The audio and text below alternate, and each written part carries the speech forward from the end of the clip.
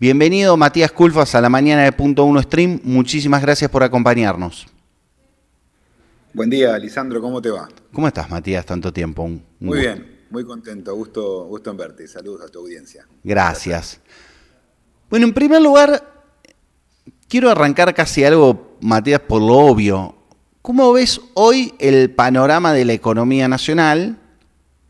Y sobre todo, ¿cómo ves el panorama de las fuerzas productivas? Porque, por un lado, recién contábamos, otra baja del consumo se planifica, se ve para marzo. Tuvimos el EMAE el otro día, el estimador mensual de actividad económica, que dio para atrás interanualmente, o sea, contra 2025, pero también contra enero de este año, y el ministro de Economía diciendo, bueno, los feriados, el paro, etcétera. ¿Cómo ves la actividad económica hoy? La economía argentina lo que tiene son señales heterogéneas, es decir, esta es una economía, llamémosla, de dos velocidades. Hay unas muy pocas actividades económicas que están funcionando bien, sobre todo lo que tiene que ver con energía, con la agroindustria y bueno, la promesa de la minería que está por realmente arrancar un proceso de inversiones muy importante. Lo que funciona en torno a eso anda bien, es muy dinámico. Lo que no tiene que ver con esto, en general, está entre regular, mal o muy mal. Esto lo que te da, entonces, es un promedio que, según cómo estén las actividades que andan mal o muy mal, puede darte que la economía está un poquitito bien, otro mes te da, como febrero, te da bastante mal, es una caída muy fuerte, ¿no? Intermensual, interanual. Y sobre todas las cosas, bueno, una perspectiva complicada. Lo que estamos viendo en resumidas cuentas es un proceso económico muy excluyente, donde tiene muy pocos ganadores. Digamos, el proceso ha concluido su etapa de ajuste más fuerte con una situación que no se detiene, ¿no? Es decir, el ajuste fiscal llama a más ajuste fiscal. Estamos viendo un proceso aparte que además tiene mucho de ficticio, ¿no? Porque es un gobierno que para lograr ajuste fiscal necesita cada vez más recortar gastos adicionales para que esto funcione. Entonces lo que estamos viendo es que empieza a tapar agujeros, posponer pagos, entonces muchos organismos públicos cada vez funcionan peor, no tienen la capacidad para reaccionar. Esto es como visto desde la economía de un hogar, que no siempre es comparable, pero se usa como un ejemplo que a veces puede ayudar, como si vos le dijeras a tu mujer, no, sí, en casa está todo bien, estamos todo perfecto. El día siguiente vas al colegio y allá a los chicos y te dice la directora, mirá que me debes 3 cuotas. Bueno, sí, ya me pongo al día. Y después tu mujer lleva al chico al dentista y te dice, no lo puedo atender porque usted no pagó la cuota de la prepaga. Entonces, está bien, las cuentas cierran, pero en realidad no están cerrando. Estás acumulando deudas, estás pateando pagos fundamentales para el funcionamiento de tu familia.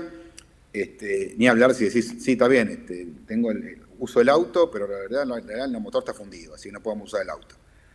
Y acá pasa algo parecido, ¿no? Es decir, están hechas bolsa las rutas, no se puede transitar. Todo esto es futura deuda, ¿no? Porque no es que lo podés mantener indefinidamente. En algún momento alguien va a tener que decir, che, pongamos al día las rutas. Cuando avance la minería y digan, genial, tenemos litio, tenemos cobre, ok, ¿y por dónde lo sacamos? ¿Cómo hacemos para que ese litio, ese cobre, se mueva por rutas que están abandonadas o que no existen y nadie las quiere hacer? Bueno, son todos problemas que me parece que van a ir de a poco, ya están estallando y me parece que se van a ir agudizando en los próximos meses. Estamos hablando con Matías Culfas, ex ministro de Desarrollo Productivo, en el aire de la 94.5. Quiero hacerte una pregunta alrededor de esto, del diagnóstico. Viste, vos decís, bueno, la economía a dos velocidades, que se ve mucho, pero esta economía, o por lo menos las cuentas fiscales, que se van mordiendo la cola, digo, porque la restricción económica, la baja del consumo, genera que haya menos impuestos que a su vez hacen que tengas que ajustar más. Digo, ¿vos creés que hay algún punto, alguna vía de escape donde el programa económico, por lo menos, sácalo el ministro de Economía actual, digo, el programa económico de este gobierno nacional tenga posibilidad de éxito, por lo menos en sus propios términos? Yo lo veo cada vez más difícil eso, porque me parece que han tenido varias oportunidades de corrección de varios temas y no las han aprovechado. ¿Qué te quiero decir con esto? El ajuste fiscal está entrando en una etapa donde es cada vez más difícil sostenerlo. Es decir, cada vez tienen que recortar más. Es un gobierno que ha querido bajar impuestos, algunos los bajó, otros no, pero ha avanzado en esa dirección. Y al mismo tiempo, el recorte de gastos se va profundizando. Es decir, es una actividad económica que está muy planchada, que lo que vemos es que muy difícil que pueda levantar, que pueda tener un rebote importante, con lo cual, por el lado de recaudar más por más actividad, lo veo difícil, lo veo medio acotado. Y por el lado de recortar gastos, bueno, entramos en esta dinámica donde ya, como te decía recién, más que recorte de gastos, lo que estamos viendo es un proceso de patear, posponer pago, con lo cual es como que te estás mintiendo al solitario, no estás logrando un esquema efectivo, ¿no? de ajuste fiscal. Te la repregunto. En Sí. términos, digo, yo no soy economista, pero en términos de lo que transmite el gobierno es, bueno, hay que aguantar. ¿Por qué? Porque vamos a lograr bajar o a tener mejores condiciones financieras a escala general. Eso va a repercutir en la capacidad de mejorar el capital, de que aparezca el crédito, de que aparezca el consumo. Uno desde la perspectiva de un consumidor dice, si esto es un crédito, estamos lejísimos de poder tener un financiamiento para consumo barato. Digo, ¿hay alguna posibilidad de que lleguen, de que haya algún rebote por alguna de estas vías o por la vía del comercio exterior? No, por eso pregunto. Mirá, el comercio exterior, por los sectores que lo están dinamizando, te aporta divisas, lo cual es muy bueno, te ayuda a equilibrar la balanza de pagos, eso está muy bien, pero el impacto en el empleo es bajísimo. Tengamos en cuenta un detalle, ¿no? Estamos atravesando un boom en energía, se están incrementando fuertemente la producción y las exportaciones de energía. El empleo del sector no solo no aumentó, sino que cayó el último año. Ha pasado algo inédito en la historia argentina, que es que por primera vez desde que hay estadísticas, subió el PBI en 2025 y el desempleo aumentó, cayó la cantidad de empleo. Entonces, por el lado del comercio exterior, no la veo. Por el lado del crédito, este fue uno de los dinamizadores de la actividad económica después del fuerte ajuste del primer semestre de 2024. Ustedes se acuerdan, ahí tuviste un fuerte ajuste evaluatorio, pero la economía efectivamente empezó a recuperarse en el segundo semestre, en julio, agosto del 2025. Parte de esa recuperación se explica porque el crédito se expandió. Hubo más o menos 5 puntos del PBI que se volcaron rápidamente al mercado de crédito. Y esto obviamente fue un impulso para el consumo. Ahora, fíjate que se agotó enseguida, Lisandro. Fíjate que, punto 1, aumentó fuertemente la morosidad. Es decir, apenas subió la tasa de interés en el segundo semestre, la morosidad de las personas se duplicó. Pasó del 5 al 10% en el sector formal, en los bancos, y del 10 al 20% o incluso un poquito más en las billeteras. ¿Qué quiere decir? Que se agotó rápidamente la capacidad de la gente de endeudarse. Esa gente que está en mora difícilmente pueda ponerse al día porque están muy altas las tasas, porque no hay posibilidad de refinanciamiento y sobre todo porque esta gente que dejó de pagar, no es que dejó de pagar porque no quiera pagar, es porque no puede pagar, porque se quedó sin trabajo, porque no le alcanza la plata. Entonces, esa gente no va a recuperar rápidamente la capacidad de crédito. Y otra gente por ahí que podría endeudarse, bueno, creo que lo va a pensar 2 veces, dado el escenario que no es tan optimista. Yo creo que mucha gente en 2024 por ahí dijo, bueno, empezó la recuperación, hay un nuevo gobierno, parece que le va a ir bien. Bueno, por ahí asumió el riesgo de endeudarse. Me la juego. Ahora claro, ya se asustaron. Ahora lo que se ve, mucha gente lo que está viendo es, bueno, el gobierno nos está dando esto, no hay más que esto. Es decir, trabajo no hay, las opciones laborales para el que se quede sin trabajo son ir de repartidor o ir a manejar un auto en Uber, que es un rebusque, pero bueno, también tiene un límite, ¿no? Es decir, no es que todo el que pierde trabajo puede ir ahí porque en algún momento se agota la demanda. Exactamente. Un momento la persona que dice, bueno, yo pido delivery, si me quedé sin trabajo no pido más delivery, me tengo que arreglar y ver cómo cocino en casa porque no me da el cuero para seguir pagando esto. Entonces, me parece que desde todos los motores que puede tener el crecimiento económico, yo los veo a todos muy apagados. Los únicos que están encendidos son justamente los que no generan mucho empleo, los que no van a tener un efecto demasiado positivo sobre la actividad donde vive más gente, ¿no? También digo, en Argentina pasa también mucho esto, ¿no? Que yo cuando trato en esto, y sobre todo en un caso como estamos hablando de una audiencia de Salta, obviamente es diferente la situación en Salta que en Buenos Aires, en Santa Fe, Córdoba, Rosario. Yo digo esto porque, ¿qué pasa? Así como te digo, hay una economía cordillerana que probablemente sea mucho más dinámica que en el pasado. También la realidad es que el 75% de la Argentina vive en esa franja central que va de Buenos Aires hasta Mendoza. No digo que esté bien, digo que es la realidad. A mí me gustaría un país mucho más descentralizado. Sí, para eso no se hace en 2-3 años. Eso sobre todo pensando también en el movimiento económico y productivo, que es esto que decimos, digo, del centro que te arranca en La Plata y que te termina en Córdoba arriba, digamos, sobre la 9, con el peso productivo que tiene.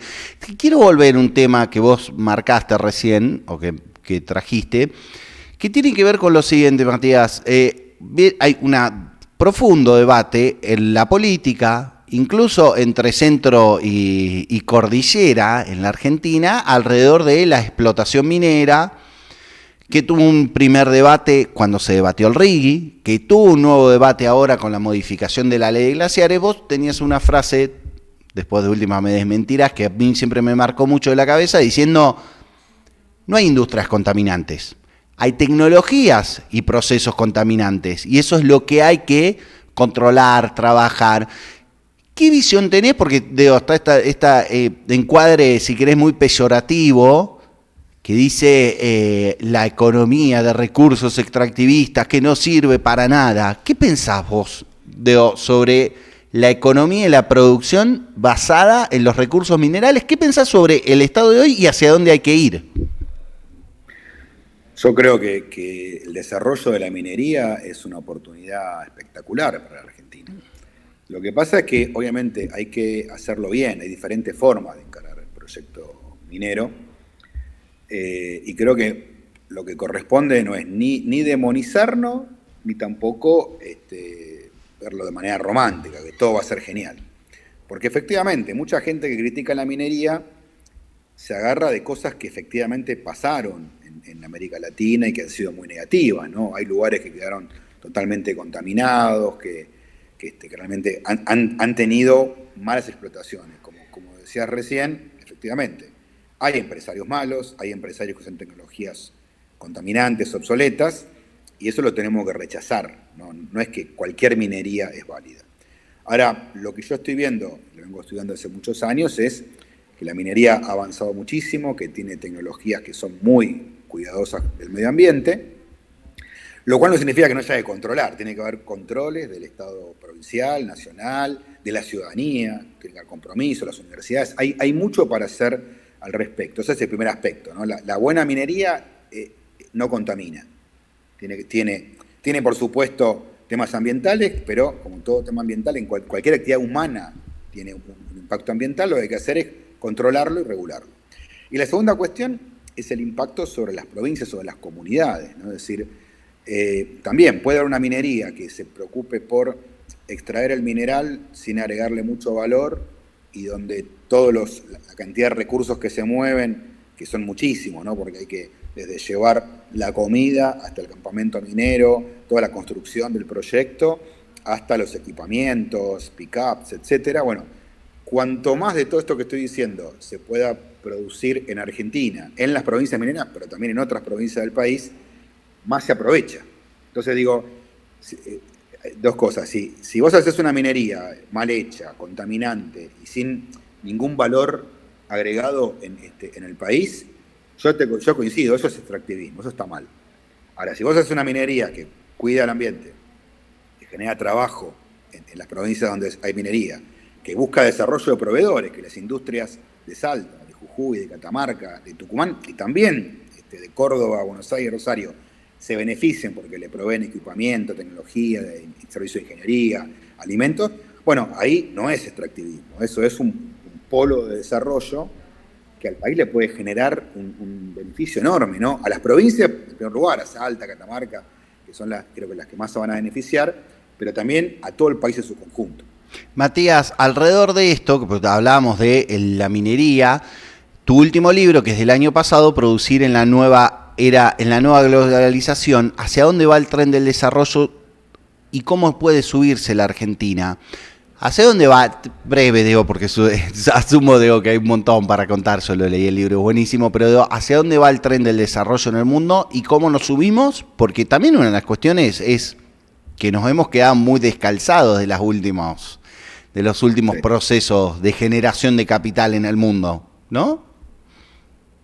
Totalmente. Mira, el mundo va hacia un proceso donde requiere muchísimo de estos minerales críticos, como se los denomina en la jerga mundial, litio, cobre. Requiere energía, requiere alimentos, pero sobre todas las cosas requiere conocimiento, inteligencia, humana y artificial, de las dos.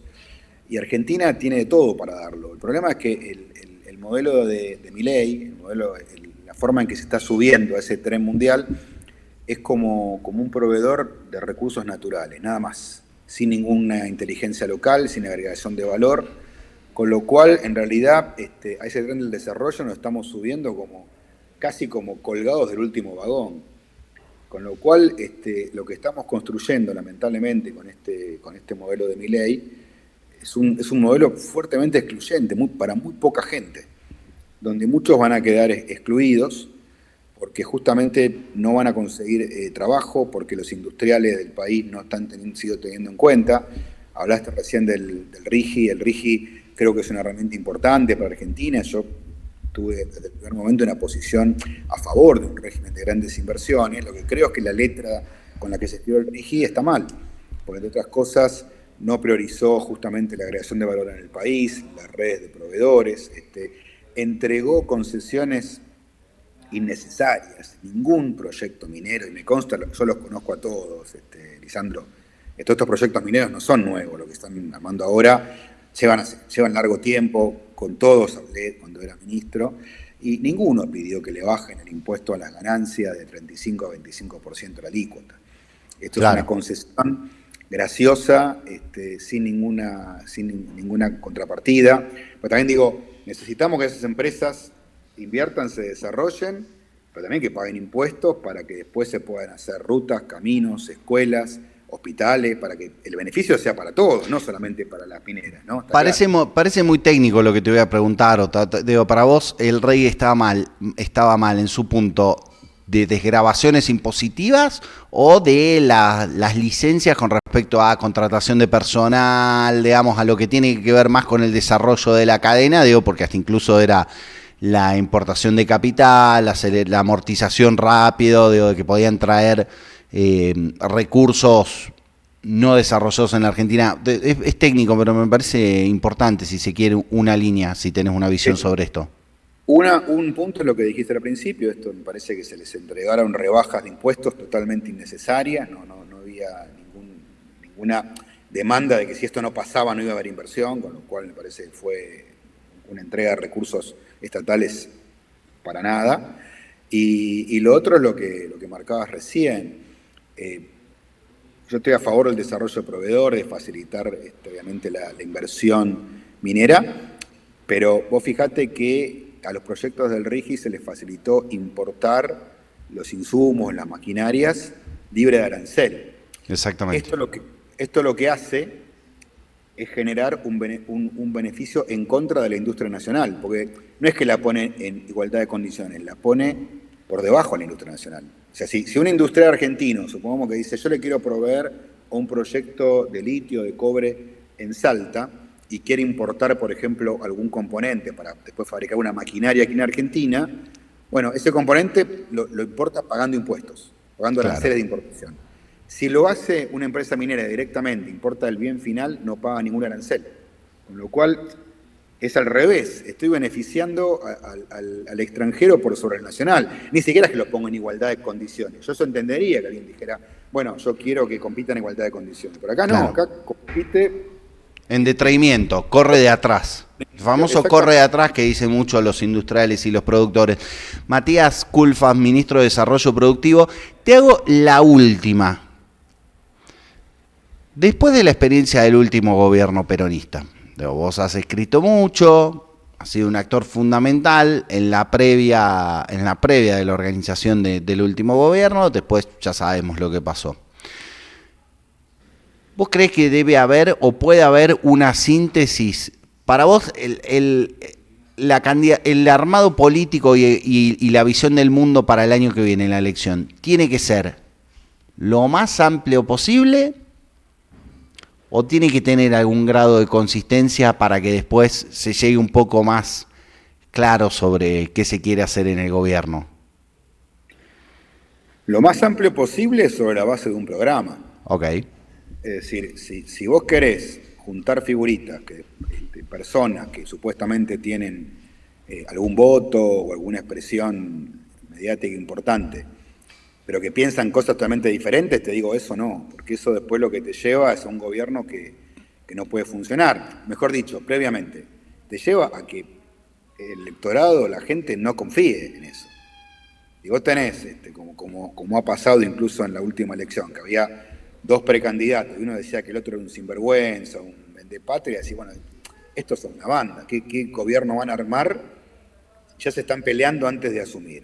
Y para muestra basta un botón lo que pasó en el último gobierno, ¿no? Que a los pocos meses de empezaron las internas aparte a cielo abierto.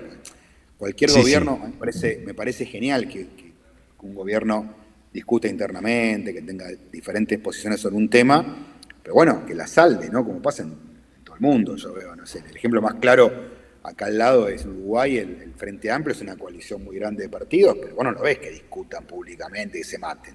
Sí, o tienen instancias institucionalizadas propiamente. Digo, esto es un ejemplo distinto a la Argentina, ¿no? Pero simplemente para marcar, para responder tu pregunta, una cosa es unidad, amplitud, y otra cosa es amontonar gente que piensa distinto, eso no funciona. ¿Estás participando, esta sí es la última, estás participando de la construcción de algún programa? Mira, yo la verdad que tengo mucha relación con diferentes sectores del peronismo. Hoy el peronismo está muy disgregado. Yo converso con muchos, o sea, armado un programa, no porque nadie está armando un programa en este momento, para ser bien claro, por lo menos que yo sepa. Hay grandes definiciones. Pero, y en ese sentido, mucha gente me consulta, más también por mi perfil de profesional de la economía. Yo soy economista, tengo mi propio espacio de investigación, produzco información, produzco datos, y bueno, todo eso también hace que sea una persona de consulta. Pero te vuelvo a decir, ¿no? Acá me parece que el eje central es que eso pueda plasmarse en un programa. Un programa que primero genere credibilidad en la gente, ¿no? Que la gente diga, bueno, me parece que esto es por acá. Yo, la verdad que la gente creo que lo va a pedir a gritos, ¿no? Porque hoy mucha gente dice, bueno, bajó la inflación, esto es un alivio y ojalá se pueda continuar por este camino, pero nos están matando. No puede ser que no se genere empleo, que el consumo esté recontraplanchado. Entonces, bueno, me parece que lo que tiene que decodificar la dirigencia política opositora hoy es que hay que construir un programa que se monte sobre esta estabilidad precaria que se ha construido y pueda adicionarle justamente lo que la gente necesita, que es laburo, que es posibilidades de desarrollo, que es que las pymes vuelvan a crecer, que la industria argentina detenga la caída. Estamos perdiendo más o menos 100, 150 empresas por mes. Exactamente. Y no se detiene eso, Lisandro, ¿eh? No es que, bueno, hubo un mes malo, no. Todos los meses hay un goteo de pérdida de 100 empresas cada mes que cierran, la mayoría son pymes, una pérdida de 1.000, 1.500 empleos por mes. Bueno, todo esto es toda gente que después se va a trabajar a la informalidad, al delivery, y obviamente es una rueda, una espiral descendente de cada vez hay menos consumo, y bueno, creo que la gente te va a pedir a gritos con todo derecho, dame una alternativa superadora, que no sea ni volver atrás, ni seguir por este camino que vamos mal. Matías Culfas, doctor en Ciencias Económicas, ex ministro de Desarrollo Productivo, un amigo. Muchísimas gracias por acompañarnos en la mañana de Punto Uno Stream. Gracias, Lisandro. Un abrazo a toda su audiencia. Chao, chao.